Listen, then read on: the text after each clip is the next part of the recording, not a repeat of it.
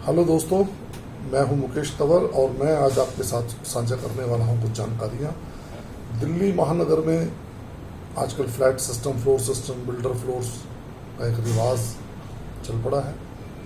उसी क्रम में बहुत से लोग ऐसे हैं जो डील करते हैं, फ्लैट लेना चाहते हैं, पूरी ज़िंदगी की जमा पूंजी को इकट्ठा करके अपने लिए आशियाना ढूंढ रहे हैं, लेकिन कुछ अधूरी जानकारियों के कारण वो उलझ जाते हैं, फंस जाते हैं प्रॉपर्टी डीलर दलालों के जंजाल में। मैं आज आपको बताऊंगा किसी फ्लोर को लेने के लिए उसकी क्या बेसिक डॉक्यूमेंट्स की ज़रूरत है। मैं हूं expert Mukesh Tanwar, friends property से। दोस्तों, सबसे पहले आप किसी भी प्रॉपर्टी को जब लेना चाहेंगे तो उसका बेसिक जो डॉक्यूमेंट है वो है फ़र्द। फ़र्द तहसील में मिलता है। तहसीलदार आपका जो भी रेवेन्यू ऑफिस है उसका एक डिस्ट्रिक्ट ऑफिस होता है, जिसको हम तहसीलदार जहाँ बैठता है, एग्जीक्यूटिव मजिस्ट्रेट उसको बोलते हैं। वहाँ उस ज़मीन का एक बेसिक डॉक्यूमेंट होता है फ़र्द। फ़र्द एक ऐसा डॉक्यूमेंट है जो माना जाता है कि जब ज़मीनों का खरीद फरोख्त का चलन शुरू हुआ था तो उस डॉक्यूमेंट के आधार पर ये स्थापित किया जाता था, सत्यापित किया जाता था कि ये ज़मीन इस किसान की है, ये ज़मीन इस किसान की है। तो सबसे बड़ा बेसिक जो डॉक्यूमेंट है वो फ़र्द है। फ़र्द के बाद में सबसे पहले आप ये देखिए कि अगर प्रॉपर्टी 1945, 40, 60, 70s के आसपास की है तो उसकी चेन होगी। जो रजिस्ट्री उस वक्त टाइम में होती थी वो उर्दू भाषा में होती थी। उर्दू भाषा में जो रजिस्ट्री होती थी वो सन 54, 60, 62 के आसपास होती थी। तदुपरांत दिल्ली में जीपीए भी होनी शुरू हो गई थी। लोग रजिस्टर्ड जीपीए कराते थे, जर्नल पावर ऑफ अटॉर्नी। तो उसमें आपकी जो चेन है वो बेसिक चेन होनी चाहिए कि उसके साथ में उर्दू की वो रजिस्ट्री है या नहीं है, और वो रजिस्ट्री ट्रांसलेटेड भी है या नहीं।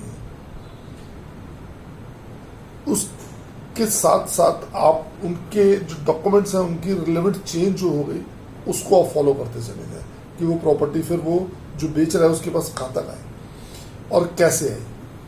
यदि उसकी पैतृक संपत्ति है, उसको उसके पिता से मिली है, तो उसका कोई विल है या उसका कोई गिफ्ट डीड होगी। अगर वो पारिवारिक रूप से अगर अलग हुई है प्रॉपर्टी तो उसकी आरडी बनती है, रेलिंक्विशमेंट डीड जिसका नाम बोलते हैं, और वो आरडी सब एक दूसरे के फेवर पे करते हैं। तो वो डॉक्यूमेंट आपको ज़रूर लेना चाहिए।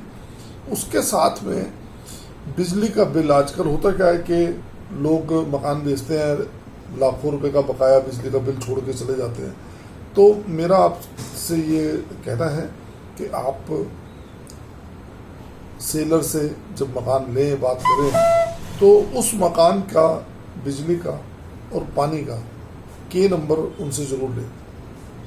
के नंबर से आप रिलेटेड जो आपका बिजली का दफ्तर है, पानी का जोनल ऑफिस जो होता है, वहाँ आप जा सकते हैं, पता लग सकता है, उसका पता लग जाएगा बिजली के दफ्तर में, पानी के दफ्तर में कि इस प्रॉपर्टी पर कुछ बैलेंस तो नहीं है।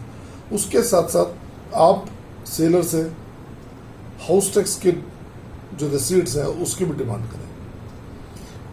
देखने में आया है कि बहुत प्रॉपर्टियां ऐसी होती हैं जब सेलर कहता है जी हमने तो हाउस टैक्स जमा करा दिया है, वो लेटेस्ट रसीद दिखाता है, परचेजर को जानकारी अधूरी होती है, लेकिन बाद में पता लगता है तो इसके पास जो प्रीवियस जो इसका बैलेंस है वो लाखों रुपए है, हज़ारों में है।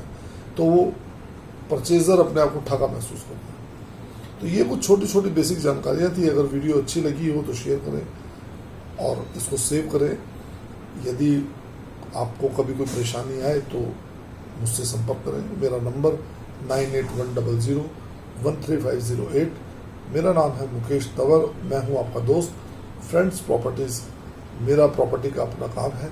करीब पिछले 30 वर्षों से मैं वेस्ट दिल्ली में काम कर रहा हूं। यदि इसके बाद आपको किसी क्वेरी की ज़रूरत हो तो आप मुझे कॉल कर सकते हैं। Thank you.